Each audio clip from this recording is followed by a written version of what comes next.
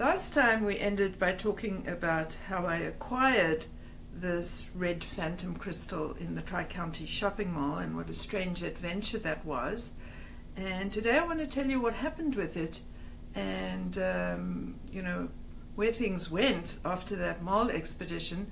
But we have to divert a little bit and fill in on some time. So after acquiring this beauty and treasure that I love so much, I heard about the Cincinnati Gem and Mineral Show. It came after I read the Celestine Prophecy, and I read in that book that we should not drain energy off other people, but that we should rather find other ways to get energy input.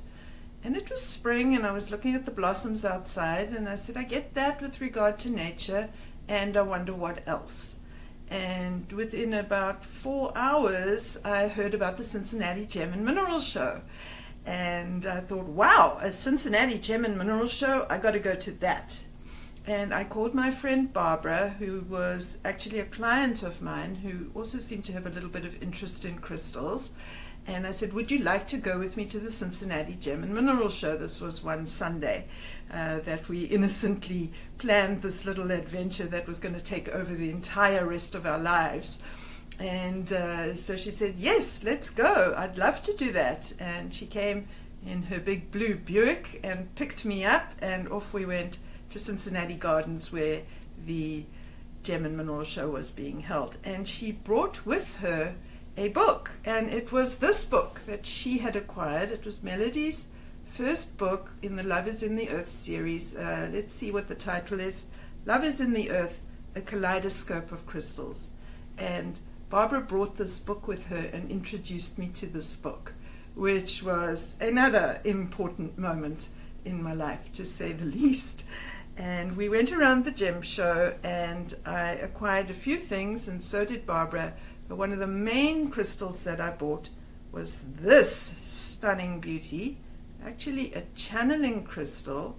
And I do want to give the camera a chance to focus in on this inclusion over there, because this crystal actually called me from downstairs this morning and said, you've got to include me in the video. Oh, what is it you want to say? And I said, well, I started it all. I'm a channeling crystal. And me too, it was shouting. So here it is. This is a channeling crystal, and the camera won't be able to pick it up, but there is a record keeper here, actually a Lemurian record keeper, which is interesting because Four Winds Academy, the school that I established, has Lemurian roots. And inside, in this inclusion, I noticed today, it's actually a cluster of tiny, tiny little quartz crystals, together with other material that looks to me like a kind of mica that's sitting glistening inside this. And when I think of all those years that I was looking for manifestation crystals, and this very first one that I bought is actually a manifestation crystal too, and has caused me to manifest Four Winds Academy, among other things. Anyway, this was my next beauty, and this was a good friend who came with me wherever I went, because you know how that is when you get a special crystal. You cart it around with you and keep it next to your bed, or even in your bed, I've heard, and things like that. So I did get that crystal, and then significantly I got this book. And this book has on, let's see what page number, put my glasses on.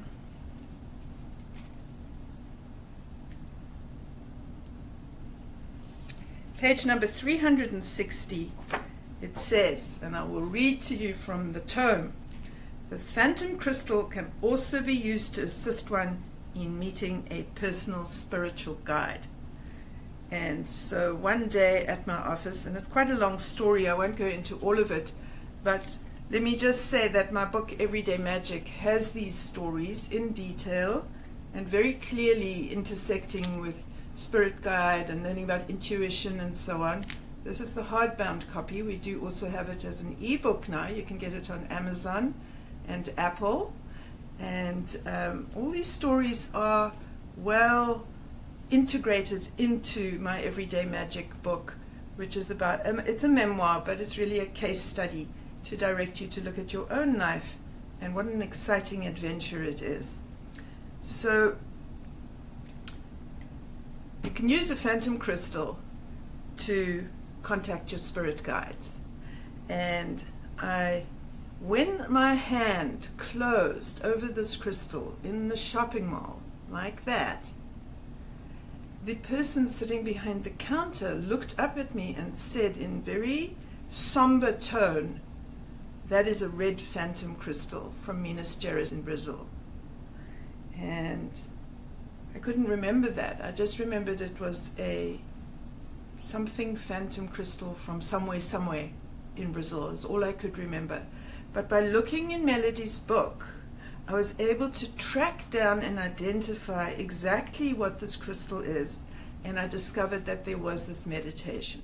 So one day at my office, I had a very frustrating afternoon, and for some reason a series of clients didn't turn up. Very unusual, very, very, very unusual occurrence. The significance did become clear. And so I decided I'm going to take this book and I'm going to do the meditation. And I went to one of the rooms that didn't have any windows, so it was nice and dark. And I did have to put a light on because I needed to see how to do the meditation. Then literally, this is what I did. I held the crystal. I didn't have to wear glasses in those days, so like this. And then I sort of closed one eye and meditated, and at the other eye I was reading the instructions of what to do. And incidentally, these instructions are in Melody's big encyclopedia on page 674. In the green book, which obviously is out of print, it's on page 360. You could pick this up though in second-hand bookstores and so on. And so there I was in my little back room without windows, holding my phantom, doing this meditation to meet a spirit guide, wondering, I wonder what this is all about, and I wonder if it's worth it. And I did the meditation and followed the instructions, and the instructions are for one spirit guide to come and visit you. And I actually ended up with 2 spirit guides coming to visit me. And then I decided I was just making it up as I went along. I couldn't trust it at all. And so the spirit guide said, "Well, we are real, and we'll prove it to you." And I said, "How?" And they said, "Well, tell us how you want to prove. How do you want us to prove that we're real?" And I said, "Well, give me a message in writing." Now, it was the afternoon already. The mailman had come and gone. I worked alone on the top floor of a building. There's no messages in writing suddenly going to manifest through a mailbox or by any other means that I could think of. So if I did receive a message in writing, it seemed like that would have to be a very reliable and credible thing, that if it actually happened. And so I said, "Then give me a message in writing." And they said, "What do you want the message in writing to be about?" And I thought, well, what do I want it to be about? Now, you've got to remember, I wasn't believing a word of this, and my credit, I was suspending my beliefs and just going along with it. But I thought it was pretty weird, and I thought I was making it up. And so I just threw out, "Well, okay, tell me what that person who's coming for a session this afternoon, tell me what she needs. What does she need and what does she want?" And they said, "Okay, we'll get a message in writing to you about that." And then they said, "Oh, me, goodbye." And I said, "Oh, goodbye and thank you," because that's what the meditation says to do, is to thank your guides. And then I closed the book, and I went to wait for my next client. And my next client didn't arrive either. That was mad. It was just like a really weird situation. And I thought, well, I'm not going to just sit here doing nothing. I'm going to go and get something to eat. So I went off to get something to eat. Could not fathom how it was now 4 clients in a row had not come to their appointments. And I went to this restaurant and I had my lunch. And at the end of the lunch, it was a late lunch, we're talking about 1:45, 2 o'clock in the afternoon. And after my lunch, I got my fortune cookie. It was a Chinese lunch. And I crack open the fortune cookie, and inside the fortune cookie is a little strip of paper, writing, that says, "Love is the only cure for a broken heart." Actually, I think it said, "Love is the only medicine for a broken heart." And I thought, oh, and I just tossed it onto the plate. And then I thought, no, I better keep that. I asked for a message in writing, and this could be it. I mean, really, I wasn't clicking, and I was just innocent. So I did. I took the little piece of paper and I folded it up and I put it in my wallet. And I went back to my office, and then that last person of the afternoon, she did arrive. It was extremely significant because this is what happened. She came in and she said, "Vivien, I know you're an Alexander teacher and I know that's what you do, but I'm not here for the Alexander technique." And I said, "Oh?"